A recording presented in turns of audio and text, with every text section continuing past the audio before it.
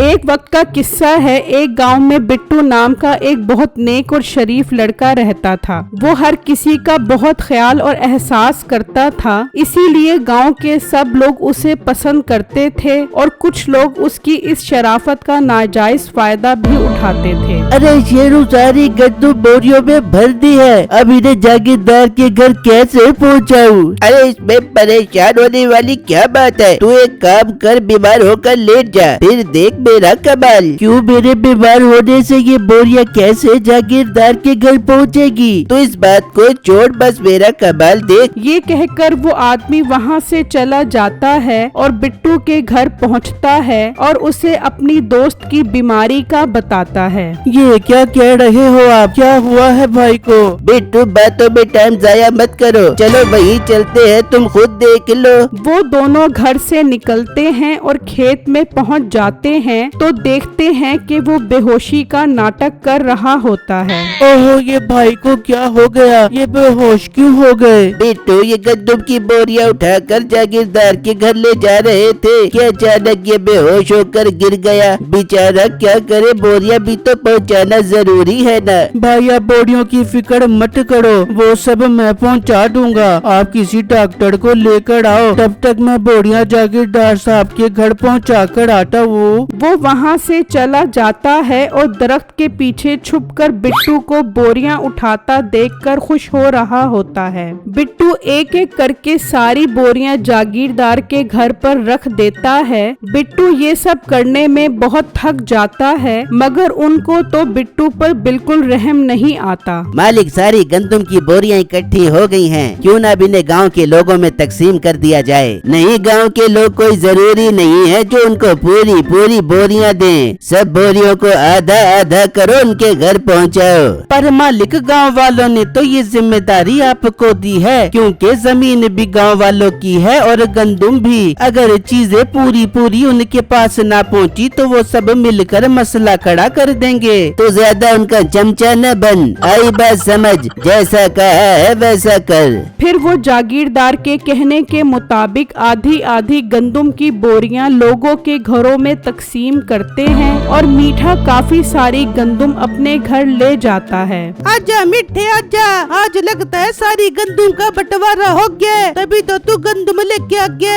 हाँ बेगम, देख मैं कितनी सारी गंदम लेकर आ गया हूँ। बहुत सारे घरों में तो मैंने गंदम दी ही नहीं, जागीरदार साहब ने भी काफी सारी गंदम अपने पास रख ली, तो मैंने सोचा मैं क्यों पीछे रहूं, इसलिए मैं भी ये गंदम अपने घर ले आया। बहुत अच्छा किया मीठे तूने, अब पूरा महीना कुट कुट के गंदम के पराठे बड़ा बड़ा के खाएंगे। वहाँ जिन लोगों को गंदम नहीं मिली होती वो बहुत परेशान होते हैं और जागीरदार के पास पहुँच जाते हैं। जागीरदार साहब, ये अपने गंदम की कैसी तकसीम की है? हम दोनों के घर गंदम तो आई ही नहीं, ये आप सही काम नहीं कर रहे। ज्यादा ऊंची आवाज में बात करने की जरूरत नहीं है, इस बार गंदम की फसल सही उगी ही नहीं, इसीलिए तो काफी सारे घरों में गंदम जा ही नहीं सकी। झूठ बोल रहे हो आप, हमने खुद देखा था, फसल तो गंदम से लहलहा रही थी। ये आप ही की कोई बेईमानी है, मैं गांव वालों से बात करूंगा। फिर वो वहाँ से चले जाते हैं और सब गांव वालों के बड़े आपस में मशवरा करते हैं कि इस जागीरदार को मजीद जिम्मेदारी नहीं देंगे, बल्कि उसकी जगह किसी और को ये काम सौंपेंगे। वो सब मिलकर उस जागीरदार को उसके ओहदे से हटा देते हैं और उसकी जगह बिट्टू को ये जिम्मेदारी सौंप देते हैं। भाई साहब, मैं तो एक आम लड़का हूँ, मैं इतनी बड़ी जिम्मेदारी नहीं ले सकता। नहीं बिट्टू, तुम बहुत शरीफ और ईमानदार हो, ये जिम्मेदारी तुम्हें लेनी पड़ेगी। इस तरह सब गांव वालों में गल्ला बराबर तकसीम होगा और सब लोगों की जिंदगी आसान हो जाएगी। उन सबके इसरार करने पर बिट्टू रजामंद हो जाता है और जागीर के मनसब पर बैठ जाता है। जागीरदार को इस बात का बहुत दुख होता है और वो गांव वालों से इंतकाम लेने का सोचता है। मीठे, मैं इंतकाम की आग में जल रहा हूँ और सारी गंदम भी हमारे हाथ से निकल गई है। तू कोई ऐसी तरकीब लड़ा के गांव वालों का एतमाद हम पर फिर से बहाल हो जाए और हम फिर से मुफ्त की गंदम जमा कर सके। मालिक, मेरे पास एक बहुत जबरदस्त आइडिया है, आप सुनोगे तो खुशी से पागल हो जाओगे। बता मीठे, जल्दी जल्दी बता। मालिक, गांव के लोग उस मोटे बिट्टू पर बहुत एतबार कर रहे हैं ना, उनका एतबार ही तोड़ देते हैं। इस बार गंदुम में मिलावट कर देते हैं, फिर वो मोटा बिट्टू उनके दिल से उतर जाएगा और गांव वाले वापस आपको सरपंच बना देंगे। वाह मीठे, क्या कमाल की तरकीब लड़ाई है तूने। तैयारी करो गंदुम में मिक्सिंग करने की। फिर जब कुछ दिन गुजर जाते हैं और गंदुम तैयार हो जाती है तो मुलाजिम उसे बिट्टू के पास पहुंचा देते हैं और बिट्टू बहुत खुश होता है कि वो सबके घर पूरी पूरी गंदुम पहुंचाएगा। इसी इंतजार में रात हो जाती है और बिट्टू सो जाता है तो मीठा और दूसरा मुलाजिम आते हैं और वहाँ पड़ी सारी गंदुम में मिलावट कर देते हैं और वहाँ से चले जाते हैं। फिर जब अगला दिन निकलता है तो मुलाजिम बोरियां लेकर निकल जाते हैं। आज बिट्टू को बहुत खुशी होती है कि उसने अपना फर्ज ठीक तरीके से अदा कर दिया है। फिर जब शाम होती है तो गांव का वही आदमी बिट्टू के पास आता है। बिट्टू, हमें तुमसे ये उम्मीद नहीं थी कि तुम भी हमारे साथ ऐसा करोगे। क्या हुआ भाई, मैंने ऐसा क्या कर दिया जो आप इतना गुस्सा कर रहे हो? ज्यादा मासूम मत बनो, तुम चलो मेरे साथ, तुम्हें गांव वाले बुला रहे हैं। बिट्टू को कुछ भी समझ नहीं आ रही होती कि आखिर ये क्या माजरा है। वो उसके साथ चला जाता है तो सब गांव वाले उसको बहुत लान तान करते हैं। आप लोग मुझे इतना बुरा भला क्यों कह रहे हो? आखिर वजह तो बताओ। हमने सोचा था तू बहुत ईमानदार है, गंदुम का बंटवारा ठीक से करेगा, लेकिन तूने भी वही किया जिसकी हमें उम्मीद नहीं थी। सारी गंदुम में मिक्सिंग कर दी तूने। ये आप क्या कह रहे हो? मैंने ऐसा कुछ नहीं किया। जैसे गंदुम कट कर आई मैंने वैसे ही बोरियां आपके पास भेज दी। झूठ मत बोल, सारी गंदुम में मिक्सिंग थी। तुझसे अच्छा तो जागीरदार था, कम से कम मिक्सिंग तो नहीं करता था। तो यहाँ से दफा हो जा, हमें अब तेरी कोई जरूरत नहीं है। हम वापस जागीरदार के सुपुर्द ये काम करेंगे, वो तुझसे बेहतर है।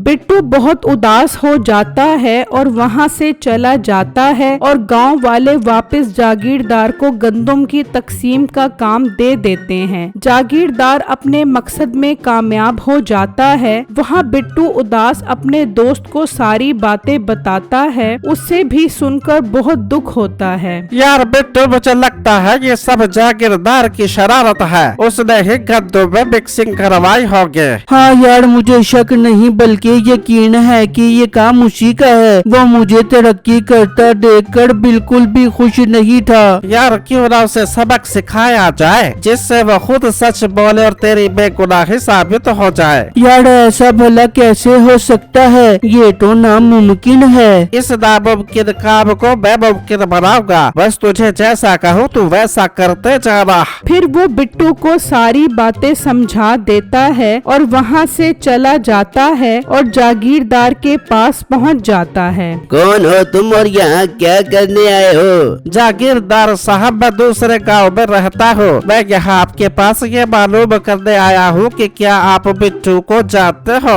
हाँ बिल्कुल जानते हैं, वो एक बेईमान किस्म का इंसान था। गंदुम में मिक्सिंग की थी उसने, इसीलिए तो गांव वालों ने उसे गांव से निकाल दिया था। ओहो, फिर तो उसने खुदकुशी करके बहुत अच्छा किया। क्या उसने खुदकुशी कर ली? हाँ, उसने खुदकुशी कर ली है और हमने उसे अपने ही गांव में दफना दिया है। ये कहकर वो वहाँ से चला जाता है तो जागीरदार कहता है, मीठे, क्या वाकई ये सच बोल रहा है? तू एक काम कर, जाकर देख बिट्टू मरा भी है कि नहीं। मीठा निकलता है और उसकी बताई हुई जगह पर पहुंचता है तो देखता है वहाँ बिट्टू की कब्र होती है। उसे यकीन हो जाता है कि बिट्टू मर गया है। वो वापस आकर जागीरदार को बताता है तो वो बहुत खुश हो जाता है। अरे वाह, अपने रास्ते का कांटा तो अब हमेशा के लिए हट गया है। अब तो हम सुकून से चौधरी बनकर इस गांव में रहेंगे। वहाँ बिट्टू का दोस्त उसे बताता है कि उसने जागीरदार को यकीन दिला दिया है कि बिट्टू मर चुका है, अब वो भूत बनने की तैयारी करे। फिर जब रात होती है तो वो सब बैठे होते हैं कि अचानक वहाँ बिट्टू आ जाता है। उसे देखकर वो डर जाते हैं। अरे बिट्टू, तुम तो मर गए थे, फिर तुम वापस कैसे आ गए? मैं तुमसे इंतकाम लेने आया हूँ। तुम्हारी वजह से गांव वालों का मुझ पर से एतबार उठ गया। तुमने गंदुम में मिक्सिंग की और इल्जाम मुझ पर लगा दिया। बेटू कसम उठवा लो, ये मशवरा जागीरदार का था। मुझे तुम कुछ मत कहना, इसे पकड़ो और इससे इंतकाम लो। ये कहकर मीठा वहाँ से भाग जाता है और जागीरदार थर थर कांपने लगता है। जागीरदार अब तू मरने के लिए तैयार हो जा, मैं तेरे जिस्म की बोटी बोटी कर दूंगा। नहीं नहीं, मुझे कुछ मत कहना। मैं वादा करता हूँ मैं गांव वालों को सब कुछ सच सच बता दूंगा। फिर अगला दिन होता है तो जागीरदार गांव वालों को सब कुछ सच सच बता देता है, जिससे सुनकर सबको बहुत गुस्सा आता है और तभी बिट्टू भी वहाँ आ जाता है। ये क्या, तुम तो मर गए थे, फिर तुम दिन में वापस कैसे आ गए? क्योंकि मैं मरा नहीं हूँ, बल्कि मैंने अपने दोस्त के साथ मिलकर तुम्हें बेवकूफ बनाया है ताकि तुम गांव वालों को सब कुछ सच सच बता दो। अब तो जागीरदार बुरी तरह फंस चुका होता है। फिर वो बिट्टू को वापस गंदुम की तकसीम पर लगा देते हैं और जागीरदार और मीठे को अच्छी सजा मिल जाती है।